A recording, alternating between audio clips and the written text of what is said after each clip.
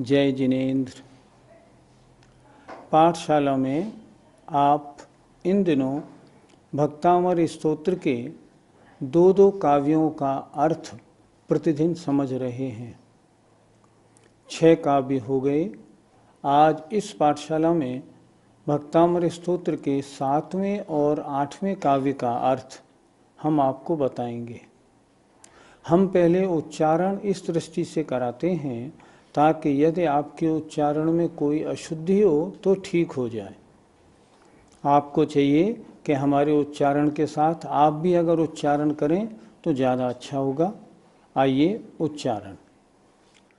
त्वत्संस्तवेन भव संतति सन्निबद्धम्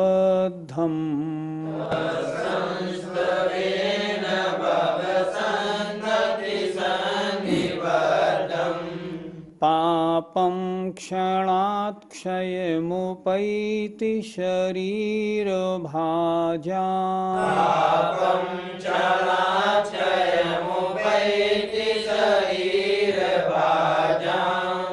आक्रान्तलोकमलिनीलमशेषमाशु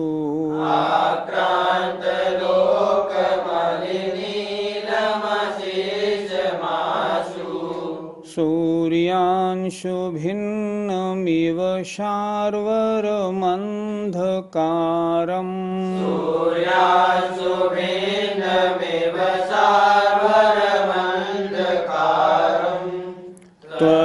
त्वत्संस्तवेन भव संतति सन्निबद्धम् पापं क्षणात् क्षयमुपैति शरीरभाजाम्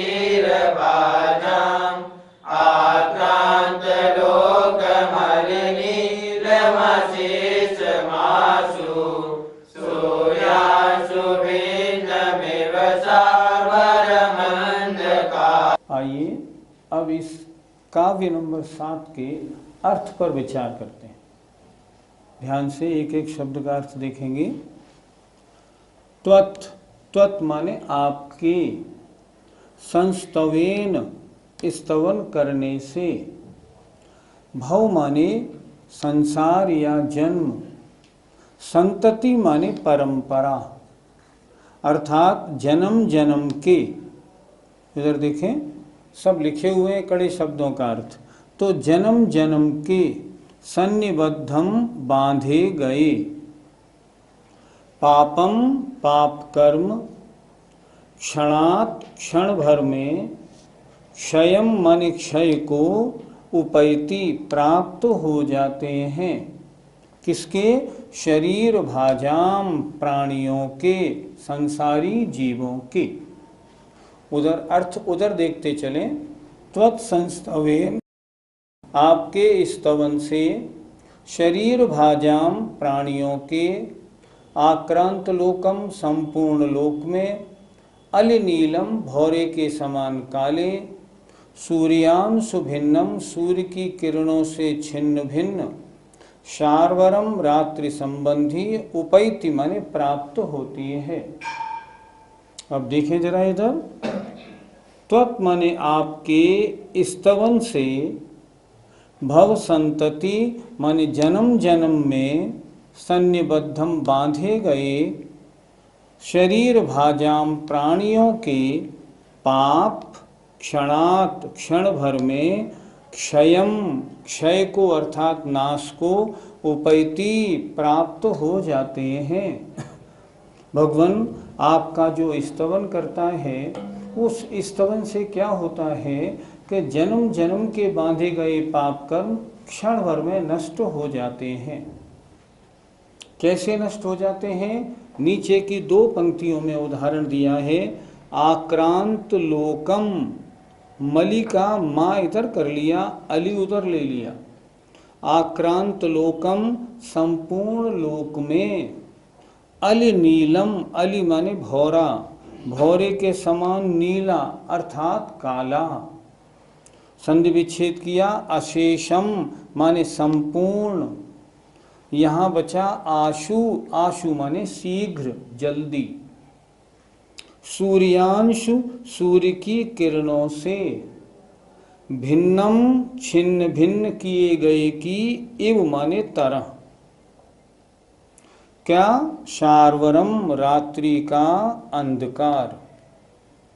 नीचे की 2 पंक्तियों का अर्थ कैसे लगाएंगे? जैसे आक्रांत लोकम, संपूर्ण लोक में व्याप्त। अल नीलम, भौरे जैसा नीला अर्थात काला। शार्वरम, रात्रि का अंधकार। सूर्य की किरणों के द्वारा छिन्न भिन्न कर दिया जाता है, उसी तरह। कितना? अशेषम, सारा का सारा। कितनी देर में? आशु माने शीघ्र ही। अर्थात अमावस्या की रात्रि हो, सूर्य निकले तो सूर्य की किरणों से निकलता हुआ वो एकदम घोर अंधकार भी क्षण भर में नष्ट हो जाता है।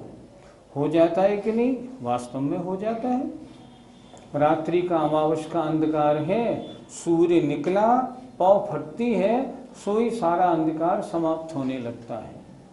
आचार्य क्या कह रहे हैं? भगवान जैसे अमावस की रात्रि का गाढ़ा अंधकार सूर्य की किरणों के द्वारा शीघ्र ही सारा का सारा नाश कर दिया जाता है, उसी तरह हे भगवान आपके स्तवन से जन्म जन्म में बांधे गए जीवों के पाप कर्म स्तवन किया और नष्ट हुए, नाश को प्राप्त हो जाते हैं।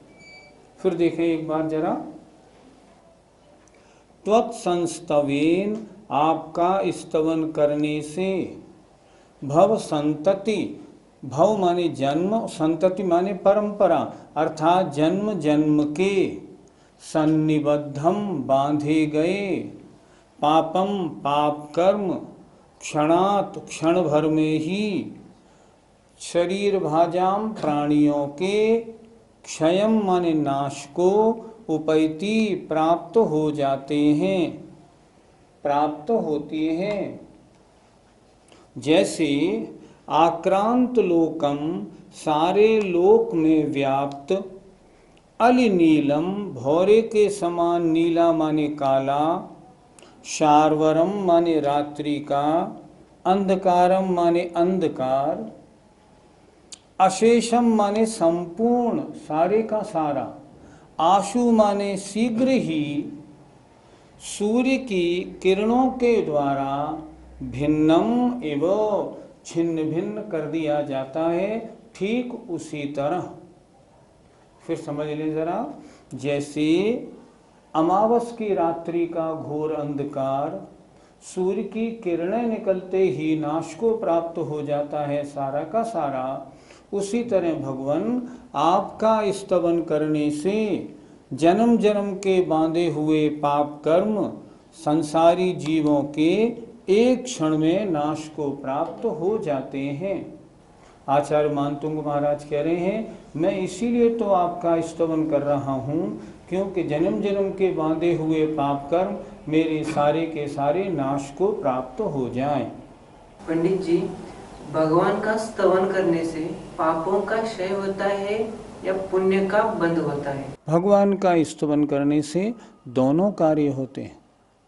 पापों का क्षय भी होता है और पुण्य का बंध होता है। ध्यान रखना, भगवान का स्तवन पूजन आदि करने से पहला काम क्या होता है कि जो असाता वेदनी कर्म है जिसके कारण हमको दुख मिलता है ना, वो साता वेदनी रूप चेंज हो जाता है। शास्त्रीय परिभाषा में हम कहते हैं संक्रमण हो जाता है। दूसरी बात क्या है कि असाता वेदनी अगर उसका अनुभाग ज़्यादा हो तो उसका अनुभाग अत्यंत क्षीण हो जाता है। तीसरी बात क्या है कि बजाय पाप के महान पुण्य का बंध होता है। हमें सांसारिक दुख किसके कारण मिलते हैं? असाता वेदनी के कारण। तो जब असाता वेदनी साता वेदनी में चेंज हो जाएगा, जब असाता वेदनी के फल देने की शक्ति कमजोर हो जाएगी, तो हमारे दुखों का नाश होगा कि नहीं? नाश होगा। दुखों का नाश कैसे हुआ? पहले पाप रूप जो असाता वेदनी है उसका नाश हुआ, उससे दुखों का नाश हुआ। हम उदाहरण ले लें, वादिराज मुनि महाराज थे, उनके शरीर में कोढ़ था, उन्होंने एक ही भाव स्तोत्र बनाया। स्तोत्र बनाने से क्या हुआ? 7 क्षय पुण्य का बंध हुआ। जो असाता वेदनी उदय में थी, जिसके कारण कोढ़ था, वो असाता वेदनी बदल के साता वेदनी हो गई। क्या हुआ? सारा कोढ़ तुरंत अंतर मुहूर्त में सब समाप्त हो गया। तो इन भगवान का स्तवन करने से क्या होता है? पापों का नाश भी होता है और पुण्य का बंध भी होता है। पंडित जी, कुछ लोगों की ये धारणा है कि भगवान का दर्शन करने से पुण्य का मात्र बंध होता है, कर्मों की निजरा नहीं होती। भगवान का दर्शन करने से कर्मों का नाश हो और कर्मों की निजरा भी। अगला पुस्तक 6 में वीरसेन महाराज ने बड़ा स्पष्ट लिखा है। उन्होंने लिखा है कि भगवान की पूजा वंदना करने से मिथ्यात्वादी जो महान कर्म हैं उनका भी क्षय देखा जाता है, उनका निधत्ति और निकाचितपना नष्ट हो जाता है। तो धवला पुस्तक 6 से क्या सिद्ध हुआ? धवला पुस्तक 6 से सिद्ध हुआ कि भगवान का पूजन, भगवान का दर्शन, भगवान का स्तवन करने से मिथ्यात्वादि कर्मों का निर्जरा या नाश होता है। आगम प्रमाण है। जिन लोगों की धारणा ऐसी है कि स्तवन या पूजन करने से मात्र पुण्य बंध होता है, वे अपनी धारणा बदल लें। ऐसा नहीं कि शुभोपयोग से मात्र बंध ही होता हो, निर्जरा ना होती है। पंडित जी, निधत्ति और निकाचित कर्म कैसे होते हैं? कुछ कर्म ऐसे होते हैं जिनका उदय टाले नहीं टलता, वो कर्म कहलाते हैं निधत्ति और निकाचित। निधत्ति उन्हें कहते हैं जिनमें उत्कर्षण, अपकर्षण, संक्रमण और उदीरना ये चारों नहीं हो सके।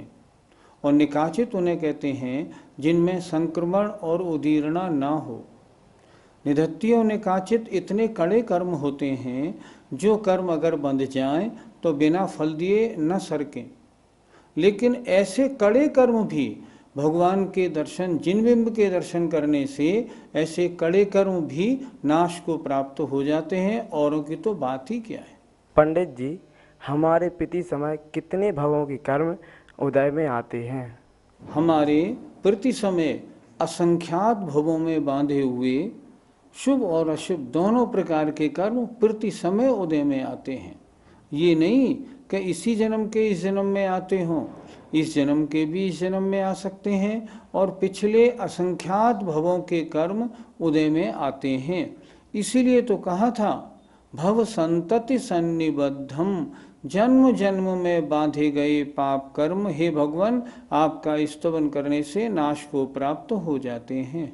7वां काव्य स्पष्ट हुआ, अर्थ भी हो गया। आइए अब 8वें काव्य पर दृष्टि डालते। मत्वेति नाथ तव संस्तवनम मयेद, मत्वेति नाथ तव संस्तवनम मयेद, मारभ्यते तनुधियापि तव प्रभावात्, मारभ्यते तनुधियापि तव प्रभावात्, चेतो हरिष्यति सतां नलिनी दलेषु, चेतो हरिष्यति सतां नलिनी दलेषु, मुक्ता फलद्युतिमुपैति ननूद बिन्दुः, मुक्ता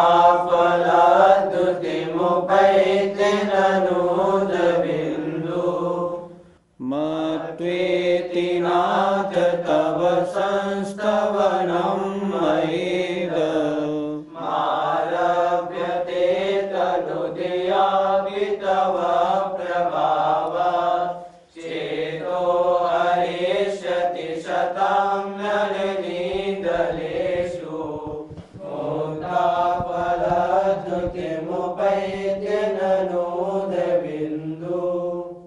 आइए इस काव्य के अर्थ का विचार करते हैं।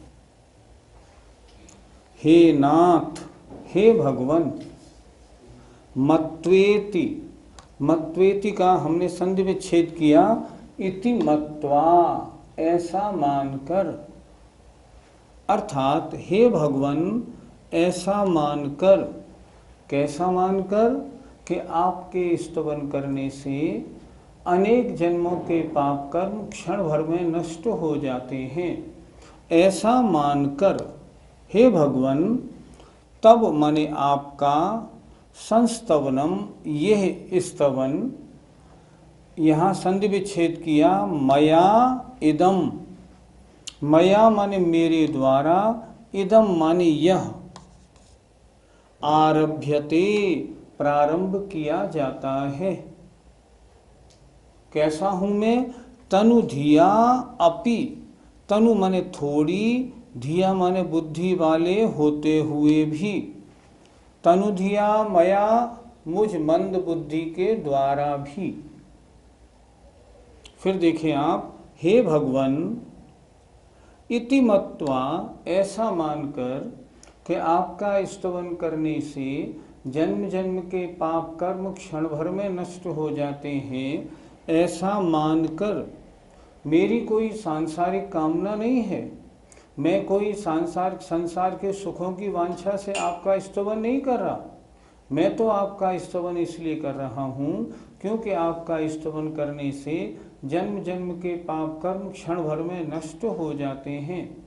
तो ऐसा मानकर मया मेरे द्वारा, इदम माने यह, इदम, इदम माने यह, तव माने आपका, संस्तवन उत्कृष्ट स्तवन, आरभ्यते प्रारंभ किया जाता है। मैं कैसा हूँ? तनुधिया थोड़ी बुद्धि वाला हूँ, फिर भी। इसको अगर लगाएं तो कैसे लगाएंगे? हे भगवान, इति मत्वा ऐसा मानकर, तनुधिया अपि थोड़ी बुद्धि वाले होते हुए भी, इदम स्तवन, इदम संस्तवनम, यह स्तवन, मया मेरे द्वारा, आरभ्यते प्रारंभ किया जाता है। तो आप थोड़ी बुद्धि वाले हैं, आपके द्वारा ये स्तवन किया जा रहा है, तो क्या ये लोगों को पसंद आएगा? तो आचार्य स्वयं लिखते हैं, तब प्रभावात, ये स्तवन किसका है? तीन लोक के नाथ का स्तवन है। इसलिए आपके प्रभाव से, आपका स्तवन है, आपके गुणों का इसमें गुणानुवाद है, इसलिए आपके प्रभाव से यह स्तवन सताम सज्जनों के चेतो माने चित्त को हरेगा। मुझे उम्मीद है भगवान, क्योंकि आपके गुणों का स्तवन है, तो ये स्तवन धर्मात्माओं को, सज्जनों को खूब पसंद आएगा। क्यों? आपका प्रभाव है ना, इसमें आपके गुणों का स्तवन है, और सज्जनों को आपके गुणों का स्तवन बहुत अच्छा लगता है। तो क्या हुआ? तब प्रभावात, हे भगवान, आपके प्रभाव से यह स्तवन सताम सज्जनों के चेतो माने चित्त को हरेगा। फिर उदाहरण दे रहे हैं आचार्य मानतुंग महाराज, जैसे नलिनी दलेषु, कमलनी के पत्ते पर, देखिए नलिनी दलेषु, कमलनी के पत्तों पर, जैसे कमलनी के पत्तों पर, ननु, ननु माने निश्चय से, उद्बिंदु माने पानी की बूंद, मुक्ता फलद्युतिम, मुक्ता फल, मुक्ता फल माने मोती की, द्युतिम माने कांति को, उपैति प्राप्त होती है। मानतुंग स्वामी क्या कहना चाह रहे हैं, कमलनी का एक पत्ता लें और उस पत्ते पर पानी की 2 बूंद डाल दें। अब उसको हिलाएं तो कमलनी के पत्ते पर वो बूंद पानी की ऐसी चमकेगी जैसी मोती है। तो पानी की बूंद मोती जैसी क्यों चमक रही है? क्योंकि कमलनी के पत्ते पर है, और कहीं डाली जाएगी तो नहीं चलेगी, नहीं चमकेगी। जैसे कमलनी के पत्ते के कारण वह पानी की बूंद मोती जैसी चमकती है, उसी तरह हे भगवान आपके गुणों की महिमा है ये। आपके प्रभाव से मुझ तुच्छ बुद्धि के द्वारा किया गया यह स्तवन भी सज्जनों को चित्त को हरेगा। हुआ भी ऐसा ही। आचार्य मानतुंग महाराज तो चले गए, आज 1500 वर्ष होने को आए, लेकिन फिर भी आज भी यह भक्तामृत स्तोत्र धर्मात्माओं के, सज्जनों के चित्त को बेहद रुचिकर और पसंद आता है। सही बात है। फिर एक बार देखें जरा, हे नाथ, हे भगवन, मया मेरे द्वारा तनुधिया अपि थोड़ी बुद्धि होने पर भी इदम माने यह, तव माने आपका स्तवन आरभ्यते आरंभ किया जाता है। क्यों आरंभ किया जाता है? इति मत्वा ऐसा मानकर कि आपके स्तवन करने से जन्म जन्म के पाप कर्म क्षण भर में नष्ट हो जाते हैं, इसलिए मैं ये स्तवन प्रारंभ कर रहा हूं। तव प्रभावात, मुझे विश्वास है कि आपके प्रभाव से यह संस्तवन सताम सज्जनों के चित्त को जरूर हरेगा, उन्हें बेहद पसंद आएगा। जैसे नलिनी दलेषु कमलिनी के पत्तों पर ननु माने निश्चय से, उद बिंदु माने पानी की बूंद, मुक्ता फलद्युतिम मोती की कांति को प्राप्त होती है। अर्थात जैसे कमलिनी के पत्ते पर पानी की बूंद कमलिनी के पत्ते के प्रभाव से मोती जैसी चमकती है, उसी तरह हे भगवान आपके प्रभाव से मेरा यह स्तवन सज्जनों के चित्त को हरेगा। मेरा विश्वास है और इसी विश्वास के कारण मैं ये स्तवन अपना कर रहा, मैं स्तवन आपका कर रहा हूँ। पंडित जी, यह स्तवन यदि सज्जनों को पसंद आएगा तो क्या दुर्जनों को पसंद नहीं आएगा? कैसे आएगा? देखो, क्या भगवान का गुणानुवाद या भगवान का स्तवन जो धर्म से दूर हैं, क्या उन लोगों को पसंद आता है? क्या कभी नहीं आता। अन्य मत वालों को तो पसंद आने का प्रश्न ही नहीं, वो तो कहेंगे इन भगवान की स्तुति क्यों करनी। और अपने जो जैनी भाई हैं उनमें भी आज 50, 40, 60% तो ऐसे हैं जिन्होंने इस स्तवन को आज तक पढ़ा ही नहीं होगा। उन्हें क्या पसंद आएगा? पसंद उन्हीं को आएगा जिनके अंदर धर्म के अंकुर हैं, जो भगवान का स्तवन करते हैं, जिनके चित्त में भक्ति है, उन्हीं को तो पसंद आएगा। इसलिए आचार्य ने ठीक लिखा, सताम सज्जनों को पसंद आएगा। पंडित जी, इस काव्य में भगवान की क्या स्तुति हुई फिर? इसमें एक शब्द दिया है दूसरी पंक्ति में, तव प्रभावात। अगर ये स्तोत्र आचार्य मानतुंग लिखते और भगवान का गुणानुवाद नहीं होता, तो मुझे बताओ इस स्तोत्र का क्या आज तक कोई महिमा या कोई प्रभाव दिखाई पड़ता? नहीं पड़ता। उन्होंने खुद लिखा ना, भगवान तव प्रभावात, आपके प्रभाव से। 2 बात लिख रहे हैं। पहली बात तो ये, मैं तनुधियापि थोड़ी बुद्धि वाला हूँ, लेकिन भगवान है इसमें क्या? इसमें आपका गुणानुवाद है, इसलिए पसंद आएगा। और दूसरी बात, आपके प्रभाव से पसंद आएगा, इसलिए भगवान का गुणानुवाद हुआ कि नहीं हुआ? हुआ। कितना सुंदर लिखा है। एक बार इस काव्य के अर्थ को और दृष्टि डाल लें। हे नाथ, इति मत्वा ऐसा मानकर कि आपके स्तवन से अनेक जन्मों के पाप कर्म क्षण भर में नष्ट हो जाते हैं, मेरे द्वारा, मया मेरे द्वारा, इदम माने यह स्तवन आरंभ किया जाता है। अभी तक 8वें काव्य तक आचार्य मानतुंग महाराज ने अभी स्तवन आरंभ नहीं किया है, अभी तो उसकी भूमिका चल रही है। अभी तो उसकी भूमिका, मैं क्यों करूँगा, कैसा लगेगा, मैं तुच्छ बुद्धि हूँ, आपका स्तवन तो इंद्रों ने किया है, मैं कैसे करूँ, लेकिन फिर भी करूँगा, अभी हुआ। 8वें काव्य में लिख रहे हैं आरभ्यते, आरंभ किया जाता है, अर्थात 8वें काव्य के बाद ही स्तवन आरंभ हुआ है। क्या हुआ, हे नाथ यह मानकर मया मेरे द्वारा यह संस्तवन, किसका, तब आपका संस्तवन, आरभ्यते आरंभ किया जाता है। तनुधिया अपि, मैं थोड़ी बुद्धि वाला भी हूँ, लेकिन फिर भी आपके प्रभाव से सताम माने सज्जनों के चित्त को यह हरेगा।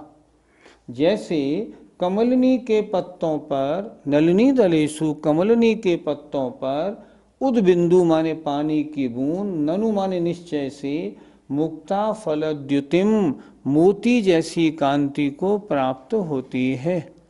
उसी तरह हे भगवान आपके प्रभाव से, क्योंकि आपके गुणों का स्तवन है, इसलिए सज्जनों को, धर्मात्माओं को, जो भक्ति करने वाले होंगे उनको बहुत अच्छा लगेगा। हमें उम्मीद है अब आपको बिल्कुल क्लियर हो गया होगा, स्पष्ट हो गया ना, बिल्कुल ठीक। आइए, अब समय भी आपका हो गया, आज बस यहीं तक, शेष अगली बार काव्य नंबर 9 और 10 का अर्थ करेंगे। जय जिनेन्द्र।